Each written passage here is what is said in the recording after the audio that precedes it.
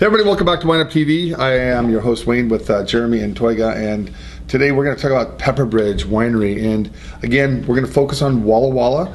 And Walla Walla is an AVA that's split between Oregon and Washington, but this is just on the other side of the Washington border. It's beautiful up there. These wines are stellar, and when we come back, we're going to go through these wines, tell you a little bit about the owners and the complexities they have. See you in a second.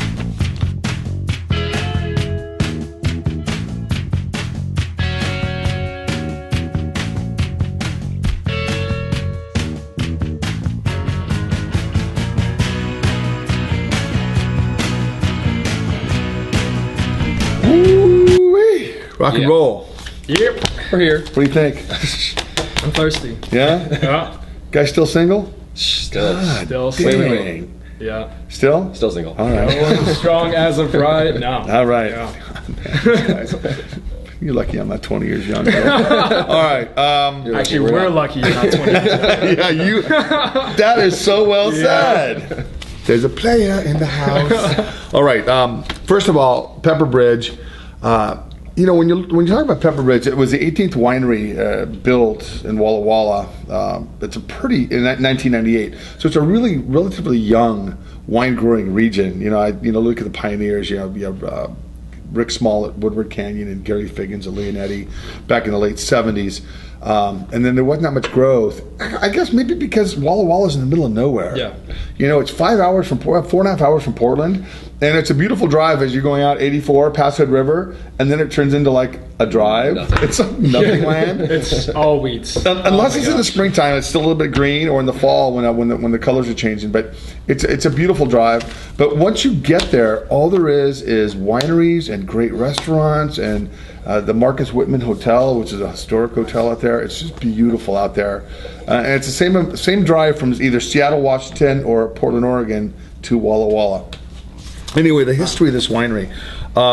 Managing partner Norm McKibben, Seven Hills Vineyard fame, considered the father of wine growing in Walla Walla. Joined forces with Anheuser-Busch veteran Ray Goff and third-generation winemaker and grape grower Jean-Francois Pellet. And we met Jean. Did you meet him last night? Yes. Yeah, nice guy, great guy. And they designed and constructed a gravity flow wine and released their first vintage. With Norm and Ray being retired engineers and Jean-Francois being of Swiss heritage. A lot of attention was put into this winery, a lot of money, and what's nice is they've kind of passed the baton on to their children. Norm's son Eric and now Ray's daughter Travis. I love chicks named Travis. Keep it in the family. You don't hear girls' names named Travis. Travis, I'd like to meet you one day. And get your... No. Just get her take on the wine. God, you guys are horrible. We're lucky For the you're not 20 years younger. For the study. I'm going to get beat up by somebody around here. All right. So, Not welcome anymore. So the two wines we're going to talk about, we have, they're all estate wines. Very small production too, under 1,000 cases. We're going to do the Merlot, and then we'll get into the Cab Sauvignon. So let's try this Merlot. This is the 2011 Merlot. Interesting with 2011, not one time in 2011 did the temperature in the high desert of Walla Walla get over 100 degrees, which is cool. Which is unheard of. Because for those who've never been to Oregon, everybody thinks when they come to Oregon it's this big, huge, beautiful green state. It's not. No. The Willamette Valley's green. When you get over the Cascade Range, man, you're talking pine trees, sagebrush, lava flows. Yeah. It's pretty. It has its own beauty. Yeah. Dirt and dust. Dirt and dust. Dirt and dust. Yeah, dirt and dust. You know, Sun River, great skiing, great breweries. You know, Deschutes Brewery and Sun River. But then as you go north a little bit, even eastern Washington, all this was formed by the Missoula floods. And Walla Walla is very interesting. It's got an old, dried up riverbed that goes right through Walla Walla, and you can only tell by the, thousands of years ago what that must have been like. It must have been pretty cool up there. All right, so, real earthy. Yeah. It's got that quality to it. A lot of savory spice notes that come out of it too. Yeah. There's plenty of red fruit to back it all up too. You have, here's what's interesting about Walla Walla and the Columbia Valley in general. Water rights, they're kind of an issue, but not a huge issue like they're in California now because of global warming. So you're seeing a lot more money being poured into the wineries up there, It's a great place to grow grapes. It's some of that land is untapped. There's never been nothing growing on but wheat, and some of it has never had anything planted on it. So I think moving forward, it's going to be an amazing, more amazing than it already is. So 2011 Merlot. I think it's just 100% Merlot too. No, it's got some Malbec. 76 Merlot. So here's the deal. Anytime it's over 75% of one varietal, you can call it that varietal. So this has a 76 Merlot, 16% Cab Franc, 8% Malbec. The vineyards, 86% come from Seven Hills, and 14% of these grapes come from the Octave Vineyard. It's 100% estate, certified sustainable, and salmon safe. Which is a big, they're all biodynamic, certified sustainable.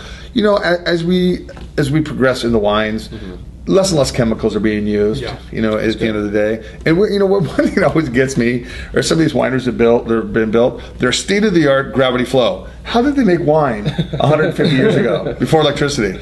Let's say they were all state of the art gravity flow because that's how they had to be, right? The marketing must have been phenomenal. Exactly, right? But now they use all the new stainless steel and all that other stuff. But one thing is true though: the less you handle wine, especially Pinot, the better the wines tend to turn out. For sure. It's I'm not a big fan of machine harvesting, but when you machine harvest, and a lot of this fruit you can machine harvest, not near Walla Walla, but like in Central California, you could charge a lot less for it because there's a lot less labor costs involved. So, but these wines like 2011 Merlot is about $50 a bottle. It fits right in there with some great Merlots from Napa Valley. So, total case production 867 cases, and I think 15 cases were magnums. So not a lot. 15.5% alcohol. God, these wines just open up beautifully, don't they? Seriously, it's just that plump fruit character. I think the Malbec really adds to those notes. Even just the slightest bit, you can get that round, plump black fruit that balances out with it a lot. For all those people that says, I don't like fucking Merlot, this is good Merlot. You guys ever see Sideways? I'm one of those guys, though. Are you? I'm not a big I'm the Merlot opposite. fan. I'm pitching for Merlot all the way. I gotta get you a Chateau Petrus one day. Well, $5,000 a bottle. You gotta convince me with that too. I actually need a little convincing. $5,000 a I might bottle. need to check my schedule. It's about 95% Merlot, 5% Cab Sauv. It's a Merlot though. So this is actually really nice with the blend. It's getting a little bit of a character. I think that's why. If I'm not a huge fan of 100% varietals. Yeah. I know they taste like a varietal, but I like that little blend. Give it some character. Give it some complexity. Give it some layers. Yeah. It's nice when the 100% varietal can really show off, showing the terroir. Yep. But it's good to have some. Syrah, they mostly do 100% varietal. I was talking to a lot of the winemakers yesterday at that Taste of Walla Walla, and not a lot of people co-fermented with Viognier, and that's a very big thing. I know there was a couple up in the penthouse tasting. They had Viognier Syrah example. A little northern, a little bit, maybe 4 or 5, maybe 6% Viognier. And I can't remember who I talked to yesterday, but they did a Petite Syrah and a Syrah blend. I remember that. It was just so unique. I think that was the Red Mountain one. Yes, it was from. It was from Red Mountain. Yeah. No, I can't remember who asked me what it was. Who was that? Great guy. I think his name was Dave. Dave is simple. The acidity is phenomenal in the wine for sure. And that's 11. Oh, those 11, just like killer. Gripping. Yeah. Gripping acidity. All right. Next wine, 2010 Cabernet Sauvignon. Or for those of you guys who don't know how to pronounce it, Cabernet Sauvignon. So this is 83 Cab, 7 Merlot, 4% Malbec, 4 Cab Franc, and 2% Petit Verdot. We're getting funky with it. I know. Well, that right here, that's a traditional Bordeaux blend. All the way. 66% of the fruit comes from Seven Hills. Excuse me. 34% come from PepperBridge. It's 100% estate again. It's certified sustainable and salmon safe. I like 100% Walla Walla. 18 months in 100% new French oak. French oak, 59% new, 41% used. It was harvested over a month period from September 22nd to October 23rd. 14.4% alcohol. 2,006 cases made. That's it.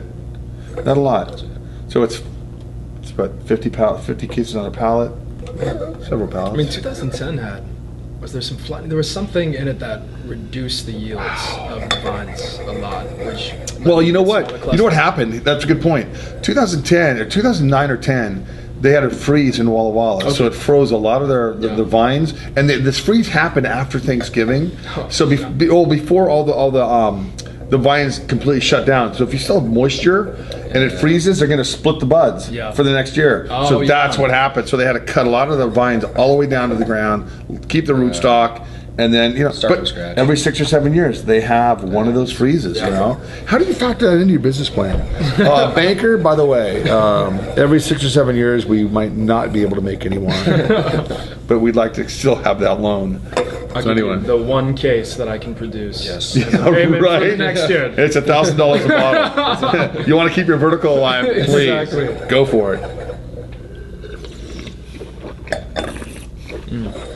Excellent fruit character on the nose. Well, I'd like to see what this is like in about 10 years. Yeah. This has got some aging potential. This has those teeth gripping tannins. I'm salivating because Goes through all the gums. The acidity is very. It is big. It's huge. It's jammy.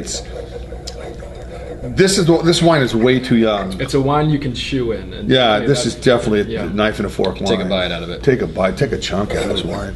It's just a beautiful wine, though. Again, this is about $55 a bottle, right around there. Yeah. For something that you're going to put away for 10 years. This is worthy for that. Especially, you're talking about a winery that only makes, 800 cases of the Merlot, 2,000 cases of the Cab. The production's low. Their fruit sources are stellar.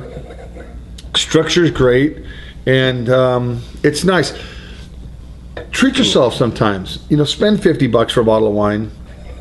Enjoy it, lay it down, special occasion. The problem with us is we go buy wine at the store and we bring it home. Sometimes, with screw tops, you can drink it on the way home. Open it. That's what I love. Road sodas. That's what I love about screw tops. Give me that Australian wine and that New Zealand wine. It's easier. I don't know if I'm going to make it home. Okay.